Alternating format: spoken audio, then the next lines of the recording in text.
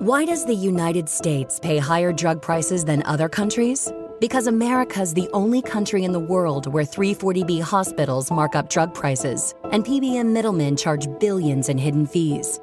Meanwhile, Americans subsidize the research and development for new cures. Other countries benefit, but don't pay their fair share. Crack down on the middlemen. End the free riding. Lower drug prices. Go to balancethescales.org to learn more. Paid for by Pharma. This episode is brought to you by Amazon Business. How can you free up your team from time-consuming office tasks? Amazon Business empowers leaders to not only streamline purchasing, but better support their teams so they can focus on strategy and growth. Free up your teams and focus on your future. Learn more about the technology, insights, and support available at amazonbusiness.com. This is Optimal Finance Daily. Should you get a car loan to improve your credit score? Heck no! By Paula Pant of affordanything.com. One reader asks, I'm young, 23, and my fiance and I are looking at getting her a used car to replace her old clunker. We're looking at the $6,000 to $10,000 range and easily have the cash to pay for the car. This is separate from our emergency fund. We both have 401ks, etc. I'm a fan of the pay cash option. I'm a big hater on debt, and neither of us have college debt. She has heard that to build credit for a mortgage in the future, we should take out a car loan. We've both had credit cards, never missed payments, but neither of us have ever had a loan in our name.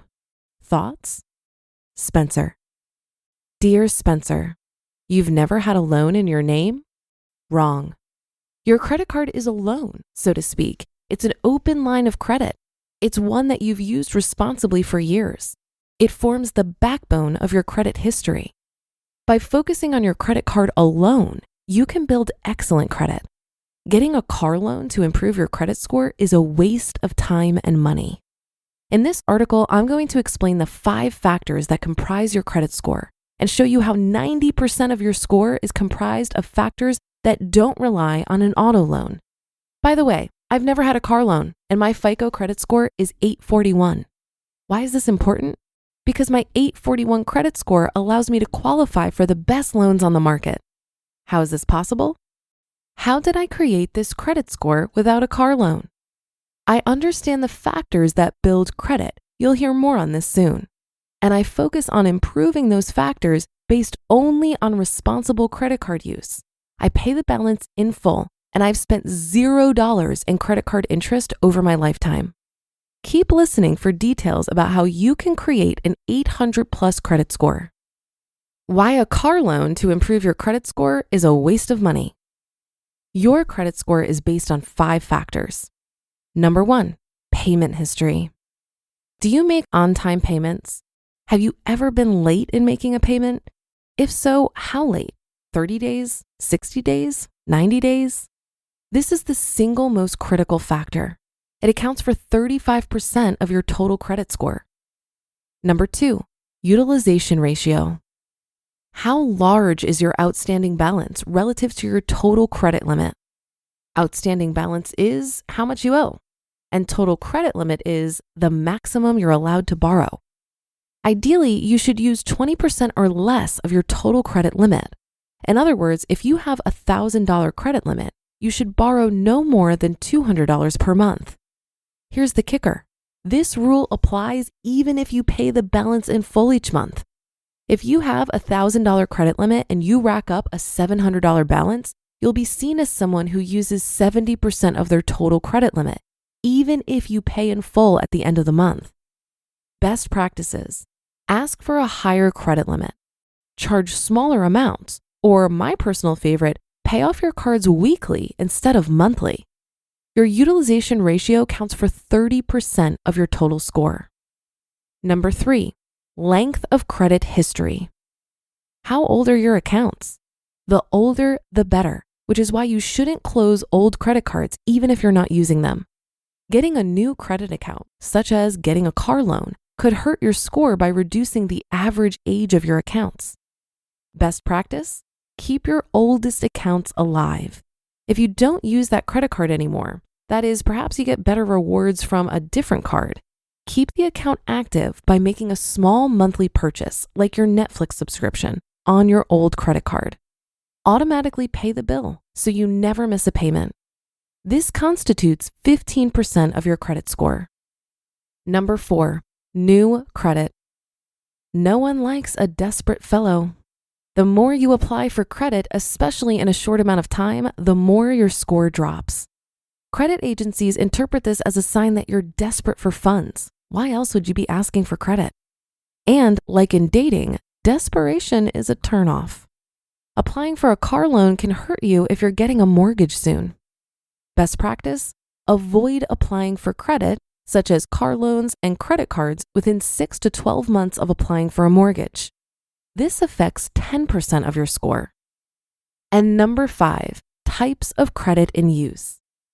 Okay, here's where we can make the get a car loan argument. There are 2 types of credit. Installment credit, where you make fixed regular monthly payments. Examples, car loans, mortgages, student loans. And revolving credit. You have an open line of credit with fluctuating balances and payments. Examples, credit cards. Credit scoring agencies view installment credit more favorably than revolving credit. This is where the getting a car loan improves your credit score myth comes from.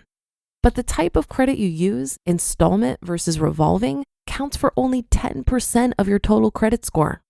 That's not significant enough to justify getting a car loan, especially when you consider that your credit score will suffer when you apply for a new line of credit and reduce your average account age. The other 4 factors constitute 90% of your score. Focus on those. Bottom line, a car loan will do more harm than good, especially if you already have good credit. The best way to build credit is to maintain 1 or 2 credit cards. The older, the better. Pay your cards in full every month or every week, as I do. Never, ever, ever be late on a payment, like ever. Easiest way to do this? Automatic payments. And keep your utilization ratio under 20%. Easiest way to do this? Pay in full weekly. You just listened to the post titled, "Should You Get a Car Loan to Improve Your Credit Score? Heck no," by Paula Pant of F.I.R.E. This message is brought to you by Apple Card. If you're like me, you might be considering getting a new iPhone. But have you considered upgrading your credit card? When you use your Apple Card with Apple Pay or the laser-etched titanium Apple Card, you can earn unlimited 3% daily cash back on everything you buy from Apple, whether it's a new iPhone, an iPhone case, or even a service like Apple Music or Apple TV Plus. Earning 3% back on the Apple products and services you love? It's an easy decision. You'll only wonder why you weren't doing it sooner. Subject to credit approval. Apple Card issued by Goldman Sachs Bank USA, Salt Lake City branch. Terms and more at applecard.com. If you've shopped online, chances are you've bought from a business powered by Shopify. You know that purple Shop Pay button you see at checkout? The one that makes buying so incredibly easy? That's Shopify. And there's a reason so many businesses sell with it. Because Shopify makes it incredibly easy to start and run your business. Shopify is the commerce platform behind 10% of all e-commerce in the US, from household names like Mattel and Gymshark to brands just getting started. Shopify gives you that leg up from day one with hundreds of beautiful, ready-to-go templates to express your brand style and forget about the code. If you want to see less carts being abandoned, it's time for you to head over to Shopify.